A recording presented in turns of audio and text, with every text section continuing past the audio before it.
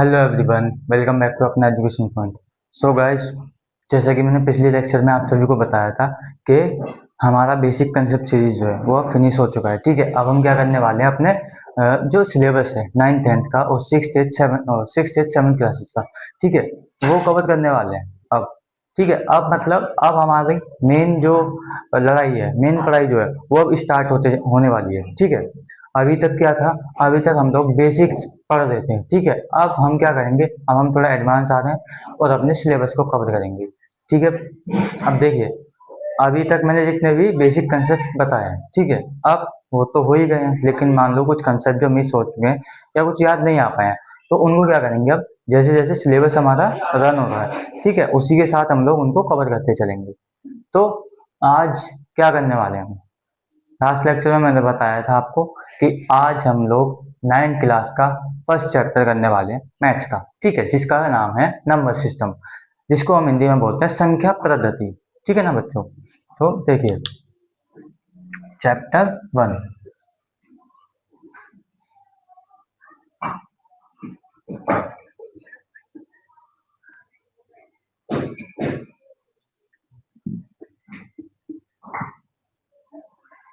ठीक है, हिंदी में बोलते हैं संख्या पद्धति।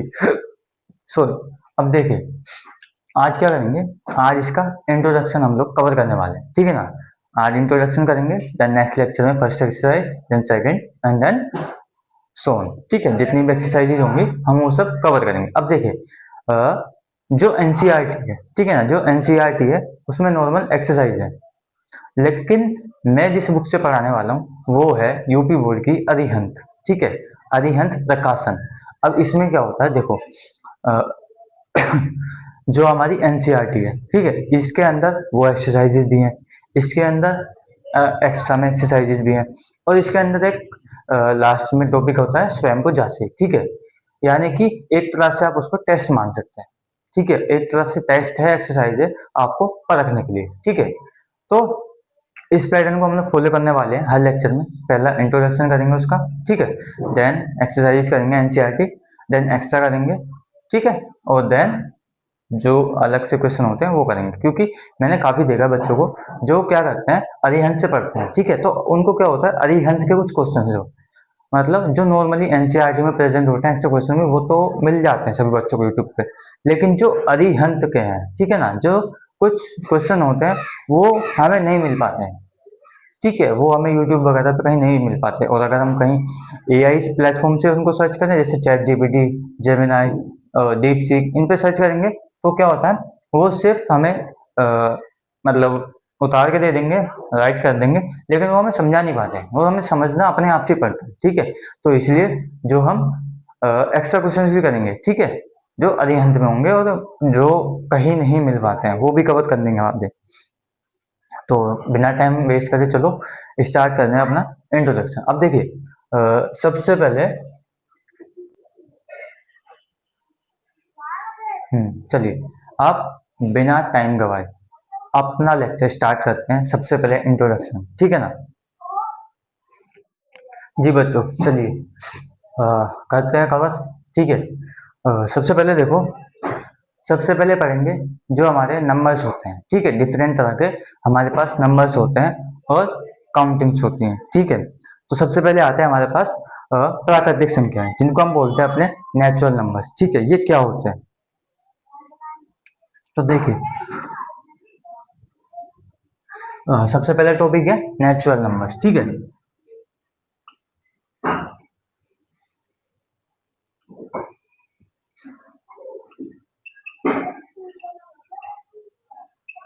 इनको क्या बोलते हैं हम? प्राकृतिक। ठीक है, प्राकृतिक संख्या बोलते हैं इनको।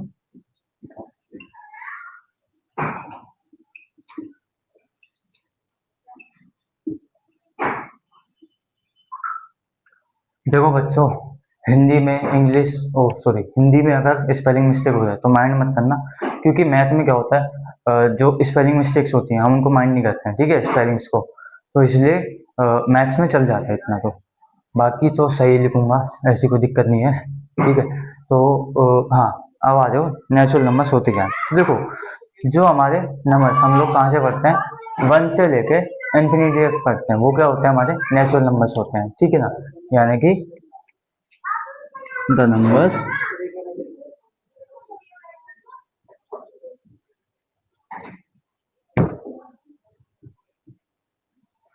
स्टार्ट्स फ्रॉम वन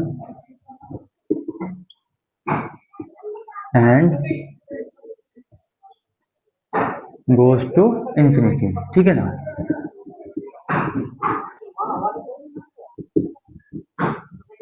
हाँ जी, तो ये ऐसे नंबर होते हैं जो कि वन से स्टार्ट होते हैं और इन्फिनिटी तक जाते हैं, ठीक है ना।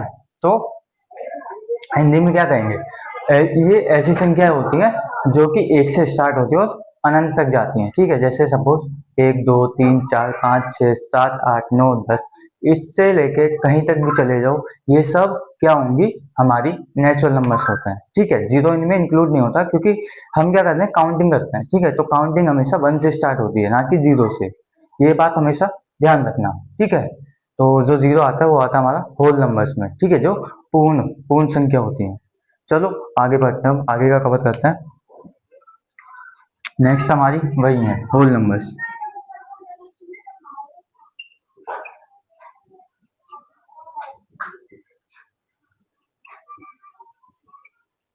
इनको क्या बोलते हैं, पूर्ण संख्या।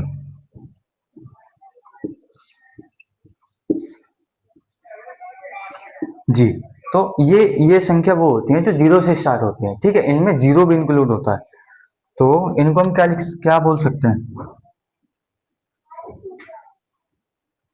These are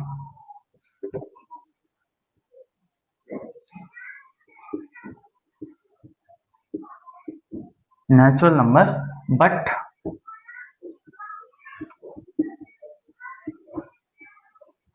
include including zero, ठीक है। जी, जिनमें जीरो इंक्लूड हो जाता है वो हमारे होल नंबर्स यानी कि पूर्ण संख्या बन जाते हैं, ठीक है ना। ये सब जो जीरो है, देखो जीरो हमारा काउंटिंग में नहीं आता, इसलिए जीरो को हम नेचुरल नंबर्स में नहीं लेते हैं, ये बात याद रखना, ठीक है। तो नेक्स्ट पढ़ते चलो। जो नेक्स्ट वाले हैं, नेक्स्ट जो नंबर्स है हमारे, वो है हमारे जिनको हम क्या बोलते हैं, इंटीजर्स, ठीक है ना। अब जो नेक्स्ट हम इंटीजर्स पढ़ेंगे, इंटीजर्स क्या होते हैं देखो।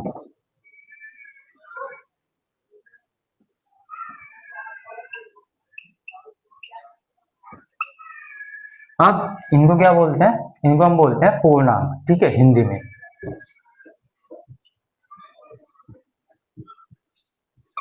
इनको हम पूर्णांक बोलते हैं, ठीक है। अब ये कौन से नंबर्स होते हैं देखो, हमारे जो नंबर सिस्टम है ना, जो हमारे पास नंबर सिस्टम है वो क्या है, उसमें हमारे पास नेगेटिव डिजिट्स भी हैं, ठीक है, हमारे पास पॉजिटिव भी हैं, और बीच में हमारे पास होता है जीरो, ठीक है। तो जितने भी हमारे पॉजिटिव और नेगेटिव है, इन सबको हम क्या बोलते हैं, पूर्णांक बोलते हैं, यानी कि इंटीजर्स बोलते हैं, ठीक है। तो इसमें क्या लिखेंगे, द नंबर्स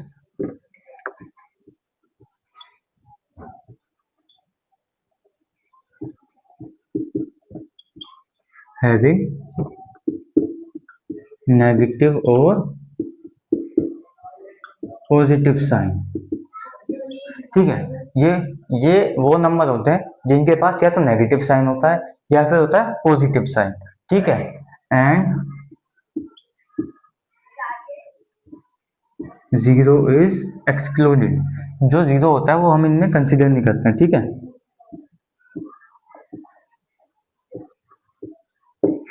जैसे मान लो ये हमारी नंबर लाइन है, ठीक है, इसमें ये जीरो है, इधर में सारी जो डिजिट्स हैं वो पॉजिटिव है, और इधर में जो सारे डिजिट्स हैं वो नेगेटिव है, ठीक है। तो देखो, जीरो जीरो एक इन दोनों के बीच में एक बैरियर का काम करता है, ठीक है। जीरो क्या करता है, इन दोनों को अलग अलग उसमें मतलब डिवाइड करता है कि इधर जाओगे तो आपको पॉजिटिव इंटीजर्स मिलेंगे और इधर जाओगे तो आपको नेगेटिव इंटीजर्स मिलेंगे, ठीक है ना। चलो आगे करते हैं।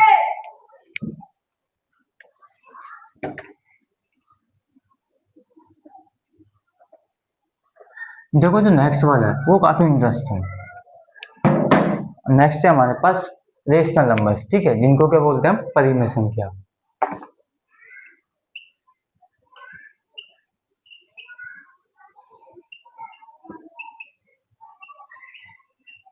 इनको हम बोलते हैं परिमेय संख्या, ठीक है। अब ये क्या होता है, हमने फ्रैक्शंस पढ़े हैं ना, ठीक है। तो जितने भी हम लोग फ्रैक्शंस पढ़ते हैं वो क्या होते हैं, हमारे रेशनल नंबर्स होते हैं, यानी कि परिमेय संख्या होती है। हम लोग फ्रैक्शंस को हिंदी में बोलते हैं भिन्न, ठीक है ना। तो इसकी डेफिनेशन होती है द नंबर्स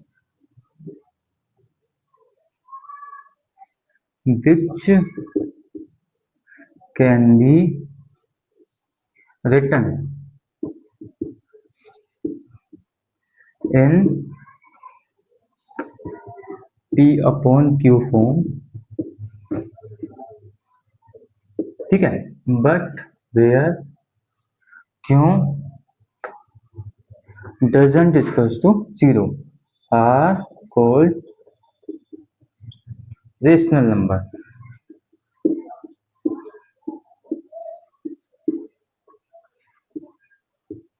ठीक।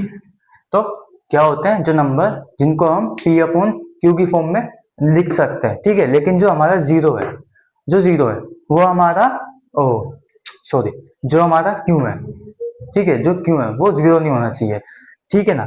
देखो कोई भी P अपॉन Q की फॉर्म में, मान लो 2/3 है, ठीक है। अब ये क्या है, ये एक हमारी परिमेय संख्या है, ठीक है। तो क्यों, क्योंकि ये P अपॉन Q की फॉर्म में है, ठीक है। कंडीशन क्या है, Q जीरो नहीं होना चाहिए, क्यों, देखो अगर हम इसको 2/0 कर देते हैं, ठीक है, तो जीरो को हाँ, जीरो को किसी से भी डिवाइड कर दो, ठीक है, किसी को भी जीरो से डिवाइड करेंगे तो हमेशा आंसर जीरो ही मिलता है, ठीक है ना। बस इतना याद रखो, ये हमारे परिमेय संख्या होती है, यानी कि रेशनल नंबर। चलो आगे कंटिन्यू करें। जी, अब हमारे पास नेक्स्ट है इरेशनल नंबर्स, ठीक है, इनको हम बोलते हैं अपरिमेय संख्या,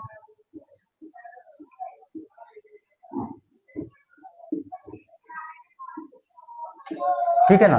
देखो जैसे हमारे जो संख्या है जिनको हम रूट में लिखते हैं वो क्या होती है, हमारी अपरिमेय संख्या होती है, ठीक है ना। अ, इसका एग्जाम्पल देखें तो जैसे कि रूट 3 है, ठीक है, ये हमारी एक अपरिमेय संख्या है, जिनको हम क्या करते हैं, रूट से बाहर नहीं निकाल सकते हैं, और जिनको डिवाइड करके पूर्ण संख्या नहीं मिल सकती है, ठीक है ना।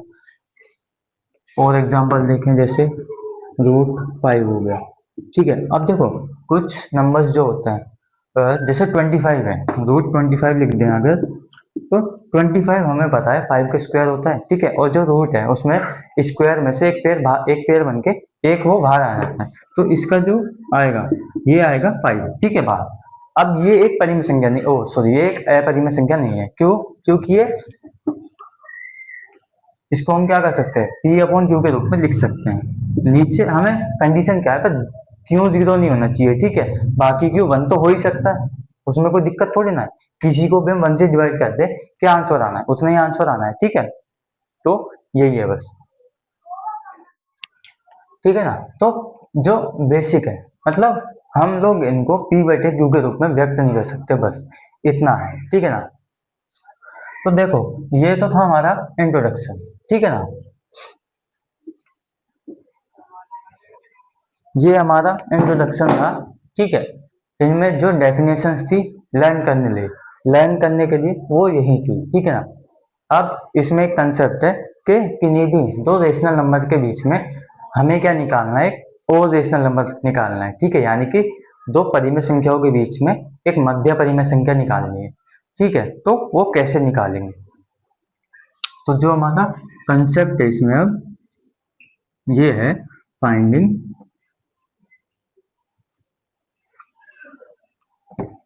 A rational number between two rational numbers,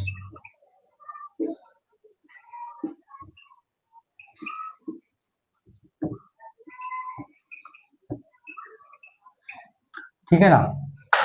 तो कंसेप्ट क्या है, finding a rational number between two rational numbers. ठीक है, देखो लेट सपोज हमारे पास एक रेशनल नंबर है ए।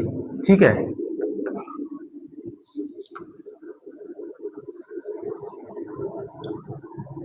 मान लो हमारे पास एक रेशनल नंबर ए है और एक रेशनल नंबर बी है। ठीक है ना, तो दो रेशनल नंबर है हमारे पास। अब इनके बीच में हमें एक और रेशनल नंबर फाइंड करना है। ठीक है, तो इसमें क्या करेंगे, तो इसमें कुछ नहीं करना, सिंपली दोनों को ऐड कर दो और बस 2 से डिवाइड कर दो। ठीक है, ये फॉर्मूला कब काम आएगा, जब भी सिर्फ एक परिमेय संख्या निकालनी होगी दो परिमेय संख्याओं के बीच। ठीक है ना, तब हमारा ये फॉर्मूला यूज कर सकते हैं हम। ठीक है, लेकिन कुछ क्वेश्चंस होते हैं उनमें हमसे ज्यादा के बारे में पूछ लिया जाता है कि 10 निकाल के दिखाओ, 8 निकाल के दिखाओ, 5 निकाल के दिखाओ, तो उनका जो कंसेप्ट है वो थोड़ा अलग है। ठीक है ना, तो अभी इसका एक एग्जांपल देखते हैं, उसके बाद उनको करते हैं। ठीक है, जिनमें हमें ज्यादा निकालनी होती है। तो इसका एग्जांपल देखो, मान लो हमारे पास दो परिमेय संख्याएं हैं, एक 5/6 है और एक हमारे पास 3/4 है। अब एक बात बताता हूँ, देखो ये थोड़ा डिफिकल्ट इसलिए ले आया मैंने ताकि आपको इजी तो हो जाएंगे। देखो अगर मान लो कोई भी दो नंबर्स जैसे 2 और 3 के बीच में निकालना, तो सिंपली क्या करेंगे, इनको प्लस करके 2 से भाग दे देंगे, तो इनके बीच में आ जाएगी ये। लेकिन जो ये होता है ऑलरेडी P/Q के रूप में होते हैं। ठीक है ना, इनके बीच में कैसे निकालते हैं, देखो इनमें कुछ नहीं करना है, सिंपली ऐड करना है इनको भी। ठीक है, 5/6 3/4। ठीक है, और क्या करना होता है हमें यहाँ पे, 2 से हमें डिवाइड करना होता है। ठीक है, तो 2 से डिवाइड कर दो। अब देखो ज्यादा अब कॉम्प्लेक्स करने की जरूरत नहीं है इस चीज को। ठीक है, क्या करना है, सिंपली ये वाला लो।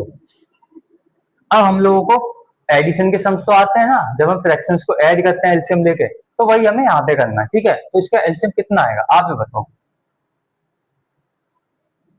तो निकाल लो एलसीएम। 2 3 6, 2 2 4, 2 और 3, 2 2 4 3 12, तो 12 इसका एलसीएम आएगा। ठीक है ना, तो आगे लिखेंगे 12 एलसीएम आया तो 6 से डिवाइड करो, 6 2 12, 2 5 10। उसके बाद में आ जाओ 4 3 12, 3 3 9, अपॉन में 2 लिखा। तो यहाँ पे हमारी जो डिजिट बन रही है वो 19/12/2 बन रही है। ठीक है, अब देखो ये क्या हो रहा है, इसमें एक साथ कुछ संख्याएं हैं। ठीक है, जो मतलब एक भिन्न से ज्यादा भिन्न जब अपॉन में आ जाते हैं। अब जो हम अगर देखें तो जो ऊपर वाली है वो तो प्रॉपर है हमारी, वो एक अलग से फ्रैक्शन है। ठीक है, जो नीचे वाली है इसको हम 2/1 लिख सकते हैं। ठीक है ना, अब इसमें क्या करना है देखो, अब काफी बच्चे यहाँ पे कंफ्यूज होंगे कि अब इसमें हम क्या करें। ठीक है, अब ये 2 कहाँ जाएगा, ये 12 कहाँ जाएगा, 19 का क्या होगा। तो देखो सबसे सिंपल एक बात बताऊं, मान लो आपके पास कोई भी दो फ्रैक्शन अपॉन में है। ठीक है, एक A/B है और एक C/D है। ठीक है, तो देखो कुछ नहीं करना, अंदर अंदर वालों की मल्टीप्लाई करनी है एक साथ और बाहर बाहर वालों की मल्टीप्लाई एक साथ करनी है। जैसे मान लो घर के अंदर हम है, ठीक है, और घर के बाहर भी हमने क्या करा हुआ, गाछ लगाया हुआ है। ठीक है, तो कनेक्टिविटी किन की होगी, हमारी होगी। ठीक है, घर के अंदर जो लोग हैं उनकी कनेक्टिविटी आपस में होगी और जो घर के बाहर गाछ है उनकी कनेक्टिविटी आपस में होगी। तो सेम यहीं पे होता है, जो हमारा ए है उसकी कनेक्टिविटी होती है डी के साथ और जो हमारा बी है उसकी कनेक्टिविटी होती है सी के साथ में। ठीक है ना, तो वही कंसेप्ट हम लोग यहाँ पे लगाएंगे। अब ए की कंसेप्ट, ए की कनेक्टिविटी बी के साथ और डी के साथ और बी की किसके साथ, सी के साथ, तो कितना आएगा ये आपका आएगा 19/12 × 2 यानी कि 19/24। तो ये एक रेशनल नंबर है इन दोनों के बीच में। ठीक है ना, तो काफी आसान है, इस तरह से हम लोग किन्हीं भी दो रेशनल नंबर्स के बीच एक रेशनल नंबर फाइंड कर सकते हो। ठीक है, अब आ जाओ किस पे, जिसपे एक से ज्यादा हमें फाइंड करने होते हैं। ठीक है ना,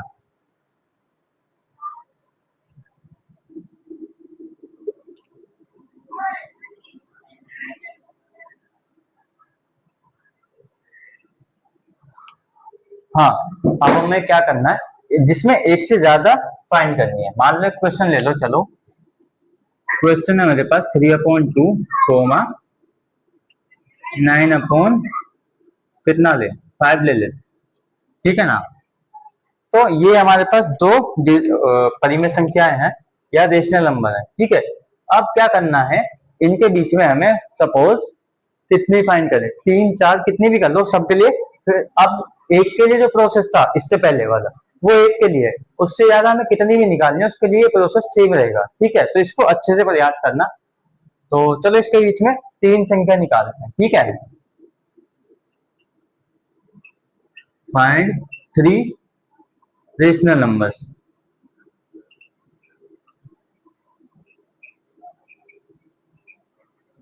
बिटवीन देम, ओके। तो देखिए अब इनके बीच में 3 रेशनल नंबर हमको फाइंड करना है, ठीक है। तो क्या करेंगे, सबसे पहले एक काम करना है आपको, ठीक है। सबसे पहले एक काम करना है, वो काम क्या करना है, जो भी आपको क्वेश्चन में परिमेय संख्या दे रखी है या रेशनल नंबर दे रखे हैं उनका सबसे पहले डिनोमिनेटर सेम बनाइए, ठीक है।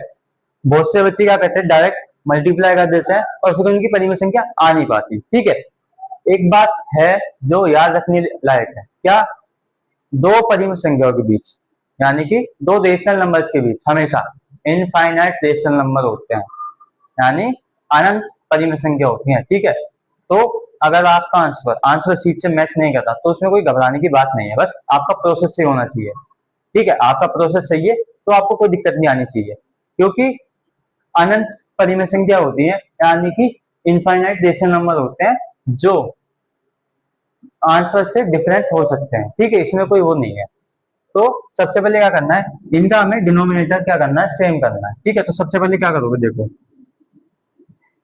अगर आपको डिनोमिनेटर सेम करना है ना तो इसके डिनोमिनेटर की मल्टीप्लाई इन दोनों में कर दो और इसके डिनोमिनेटर की मल्टीप्लाई इन दोनों में कर दो, ठीक है ना। मतलब ये वो वाला केस है कि मैं इसकी मल्टीप्लाई भी कर रहा हूँ मैं इसकी डिवाइड भी कर रहा हूँ, तो बात तो वही रही ना, ये तो कट के आपस में कैंसिल हो जाएंगे, तो संख्या तो मेरे को यही मिलनी है बाद में, ठीक है। बस अपने डिनोमिनेटर को सेम करने के लिए हम लोग ऐसा कर रहे हैं। तो क्या करेंगे अब, देखो यहाँ पे कितना आएगा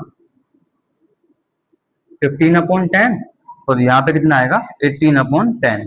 अब देखो क्या हुआ, हमारा जो डिनोमिनेटर है वो सेम हो गया है। अब जो हमें फाइंड करना है यानी कि नंबर ऑफ रेशनल नंबर कितने फाइंड करने हैं हम लोग को, 3, ठीक है। तो अब देखो अगर हम लोग 3 से डायरेक्ट मल्टीप्लाई करते हैं ना तो हमको जो रेशनल नंबर्स मिलेंगे इनके बीच में वो 2 मिलेंगे, ठीक है। अब हमें 3 चाहिए ना तो हम क्या करेंगे, 3 में ऐड कर देंगे ताकि हमें 3 संख्या मिले, ठीक है। तो हम क्या करेंगे, n+1 कर देंगे, तो यानी कि 3+1 = 4। अब हम इस 4 की मल्टीप्लाई करेंगे जो भी हमारी डिनोमिनेटर सेम करने के बाद डिजिट आई है, ठीक है ना। तो देखो इसकी मल्टीप्लाई करेंगे 4 से और इसकी भी करेंगे, तो यहाँ पे कितना आंसर आएगा, 15 4 60 और आपका यहाँ पे 10 4 40। इधर आ जाओ, 18 4 कितना होगा, जी बच्चों अब देखिए अब आपके पास क्या हुआ, अब आपको जो डिजिट्स मिली है वो 60/40 है और दूसरी है 72/40, ठीक है। अब इनके बीच में से आप क्या करोगे, कोई भी 3 परिमेय संख्या उठा के लिख दो, जैसे मैं लिख देता हूँ कितनी 62/40 में लिख देता हूँ, ठीक है। और 70/40 लिख देते हैं और एक 65/40 लिख देते हैं, और भी लिख सकते हैं पर हमें 3 लिख रही है ना तो कोई सी भी 3 हम लिख देंगे, ठीक है। अब देखो हम इसको और सिंपलेस्ट फॉर्म में ला सकते हैं, ठीक है। काट के इसको सिंपलेस्ट फॉर्म में बना सकते हैं, ठीक है भाई। तो इतना समझ में आ गया ना, देखो अभी जो है वो कंसेप्ट इतना ही है, ठीक है। बाकी जो कंसेप्ट चलेंगे वो हमारे एक्सरसाइज के क्वेश्चन के साथ साथ चलेंगे, ठीक है ना। तो उसकी कोई चिंता मत करो। बाकी जो अभी हमारी फर्स्ट एक्सरसाइज के लिए इंपॉर्टेंट था वो ये था, ठीक है ना। तो समझ में आ गया होगा। बाकी किसी को कोई भी दिक्कत होती है, नहीं समझ में आया तो कमेंट सेक्शन में आके कमेंट कर दो, ठीक है। मैं उसमें बता देता हूँ फिर। तो चलो अब